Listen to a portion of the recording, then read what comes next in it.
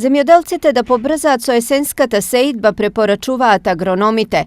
Часовник од засејање на пченицата отчукува, а семето на нивите треба да се фрли навреме, за да може да се запазат сите рокови за нејзин раст. Роковите за сеидба се на пченицата некаде до 25 или ако не може до 25 до 10 ноември барем да биде завршена, за да имаме време за пшеницата да помлекне, да имаме добро пратимен и да влезе во зимниот период, за да може да направи добар корен, за да може да влезе во зимниот период и да може добро да презими. За да ожнеат квалитетно и богато на лето, земјоделците мора да мислат уште од сега. Според експертите, клучно за големиот род и добрата жетва е квалитетен семенски материјал. Да користат сертифициран семенски материјал, ние располагаме со јачмен и пченица. Од јачмен имаме сорта Барон, од пченица Симонида Победа ИНС-40, значи никако да не користат меркантилна пченица или јачмен, него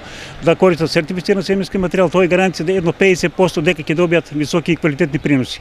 Доколку него не направат тоа, ние располагаме со препаратот Манкозеп за запрашување на семенски материјал. Освен ова, агрономите подсетуваат на задачите кои земјоделците мора да си ги исполнат. Обавезно треба да се изврши основно ѓубрење со азот, фосфор и калиум пред сеидба и после во текот на вегетацијата знаат добро земјоделците дека постои прихрана со азот, прва и втора прихрана, за да имаме добри резултати.